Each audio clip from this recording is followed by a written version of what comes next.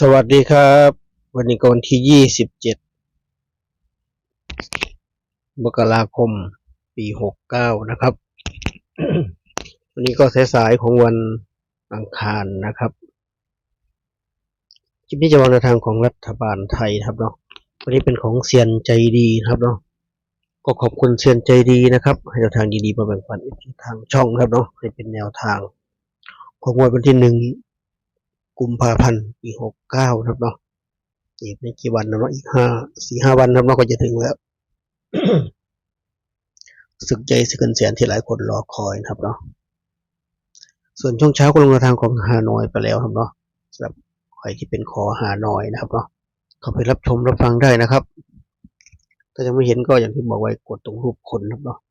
รูปเบาสารคามด้านซ้ายมือเนาะกดตรงรูปเบาสารคามเข้าไปค้นดูได้เลยเนาะคลิปเก่าใหม่มีหมดนะครับเนาะค้นดูได้เลย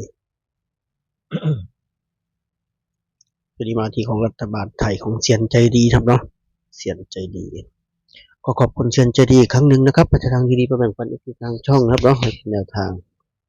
ใครยังไม่มีแนวทางรัฐบาลไทยก็มารับชมรับฟังได้นะครับเผื่อมีตัวชอบแล้วเนาะจะได้ไปหยิบจับลอตเตอรี่กัน วันนี้ก็เหมือนเดิมนะครับไม่ได้คลิปสดมันเช่นเคยก็คลิปพาน้องนนท์มาว่าจะเด็ดพอรอ5นะครับเนาะที่ป้อมพระจุลนะครับว่าจะเด็ดพอรอ5เสร็จก็พาน้องนนท์ปั่นจักรยานกำลังกายรอบบริเวณนะครับเนาะบรรยากาศดีครับตอนเย็นๆเนี่ยร่มลมตกนะครับเนาะบรรยากาศดีๆแถวริมเจ้าพระยานะครับเนาะลมพัดเย็นๆคนมาวิ่งออกกำลังกายเยอะนะครับเนาะทั้งวิ่งทั้งเดินคนผู้สูงอายุพาครอบครัวพาลูกพาหลานมาครับเนาะช่วงเย็นๆแดดร่มลมตกจะป้อมพระจุลเราสามารถง่ายเนาะขับรถแป๊บเดียวไปถึง20 นาทีเนาะป้อมพระจุลเลยไปสวนสุขภาพรัฐหลวงแป๊บเดียวเนาะยิ่งสวนสุขภาพรัฐหลวงแค่10 นาทีก็ถึงครับเนาะครับรถแป๊บเดียวครับเนาะบรรยากาศดีครับเนาะบรรยากาศดีช่วงเย็นๆนะครับถือว่ามาเที่ยวเนาะเปิดหูเปิดตาไปด้วยกันเผื่อใครทำงานไม่ได้ไปไหนก็ชมบรรยากาศสวยๆไปด้วยกันครับเนาะพักผ่อนอยู่บ้านยินไปที่แนวทางนะครับเนาะแนวทางก็ย้ำว่าเป็นเพียงแค่แนวทางเหมือนเดิมเนาะทุกเซียนทุกอาจารย์ครับเนาะแนวทางมาก็เป็นเพียงแค่แนวทางเท่านั้นโปรดใช้วิจารณญาณในการรับชมรับฟังเหมือนเดิมเหมือนเช่นเคยนะครับก่อนอื่นดูผลงวดที่แล้วก่อนครับเนาะของเซียนใจดีครับเนาะงวดวันที่17มกราคมที่ผ่านมาเซียนใจดีให้มางวดที่แล้วบนล่างเด่น9รอง8นะครับเด่น9รอง8จับคู่ให้ก็91 94 96 97นะครับก็81 84 86 87นะครับรัฐบาลไทยเขาออก2ตัวล่าง02ครับเนาะ3ตัวก็972 9เป็นตัวเด่นนะครับเนาะเข้าจะเป็นที่หลักร้อยนะครับเนาะเสียดายมากตัวเด่นมาตามคาดนะแต่ไปที่หลักร้อยจับคู่ก็ลำบากครับที่นี่ถ้าไปที่หลัก10หลักหน่วยยังพอได้ครับเนาะไปที่หลักร้อยงานจับคู่ลำบากครับเนาะจับคู่ลำบากเล็กเด่นเดินดีทำน้องเดินดีถึงจับคู่ไม่เข้าเล็กเด่นก็ยังทำงานครับเนาะหลักร้อยต้องออกกำลังกายอย่างเดียวครับเนาะถ้ามาหลักร้อยถึงจะได้ตังค์ครับเนาะจับคู่ลำบากครับเนาะ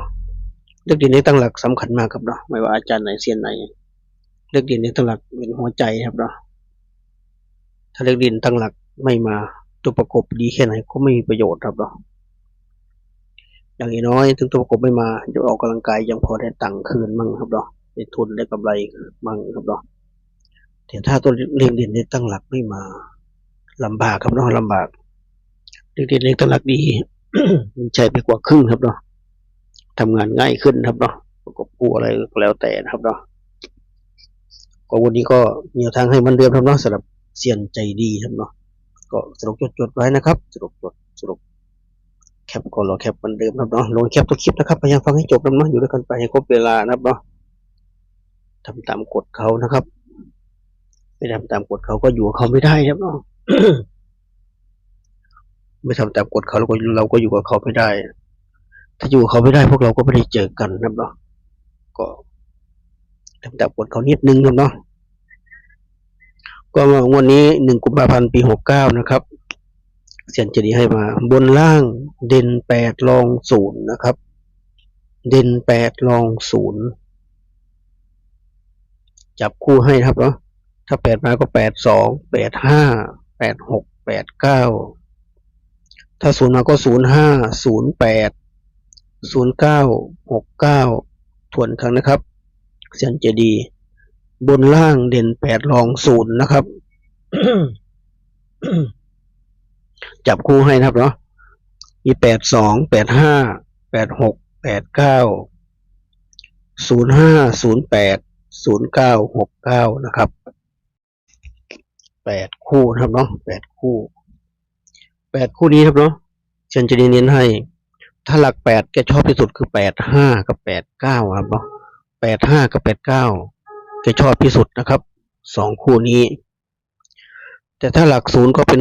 08กับ69ครับเนาะหลัก0แกชอบสุดคู่เดียวคือ08ครับเนาะก็มา69เลย4คู่ครับเนาะ4คู่เน้นให้85 89 08 69นะครับตัวนี้นะเนาะขีดเส้นใต้ให้นะครับเนาะขีดเส้นใต้ให้น่าจะพอเข้าใจนะเนาะพอมองออก อาจจะเล็กนิดนึงครับเนาะพอมองออกไม่ได้วงกลมให้ครับเนาะถ้าวันไหนถ้ามันเข้าถึงจะวงกลมครับเนาะแต่ถ้าไม่เข้าก็ตอนนี้ขีดเส้นใต้ให้น่าจะพอทั่วครับเนาะพอเข้าใจขอบทวนเขาสำหรับทางของเซียนใจดีงวดวันที่1 กุมภาพันธ์ ปี 69นะครับเนาะวันนี้ตรงกับวันอาทิตย์จำเนาะวันหยุดพักผ่อนใครหลายคน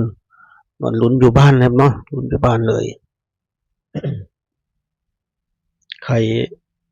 ลุ้นแล้วถูกหวยรวยเงินโชคดีก็ฉลองต่อได้เลยนะครับวันอาทิตย์4 โมงเย็นโดยประมาณนั้นเนาะแดดลมตกแดดลมตกอากาศเย็นๆถ้าถูกโชคดีมีเงินก็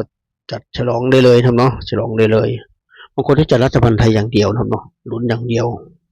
อันอื่นไม่ลุ้นครับเนาะฮานอยลาวไม่ลุ้นครับเนาะบางคนก็ไม่เอาครับเนาะเอาแต่ฮานอยกับลาวอย่างเดียวเอา2อย่างครับเนาะบางคนรัฐบาลไทยไม่เอาเพราะว่าบางคนก็บอกซื้อยากครับเนาะซื้อยากอุตสาหะควรมาอย่างดีว่าเจอโครงการหัน2มั่งเจอโครงการคนละครึ่งมั่งก็ถอดใจไปครับเนาะขอแนะนำนั้นมาขอรัฐบาลไทยใครหาข้อมูลได้ก็รีบจัดครับเนาะรีบจัดก่อนถ้าช้าเจอโครงการหัน2ครับเนาะเรารู้กันครับเนาะเรารู้กันประมาณนี้นะครับทุกคนเฮงๆรวยๆเนาะวันนี้ใครงวดที่แล้วใครผิดหวังมาก็วันนี้ไว้ถูกหวยรวยเงินกันทุกคนครับเนาะเอาฝากไว้แค่นี้เจอคลิปหน้านะครับเนาะคลิปนี้ก็สวัสดีครับ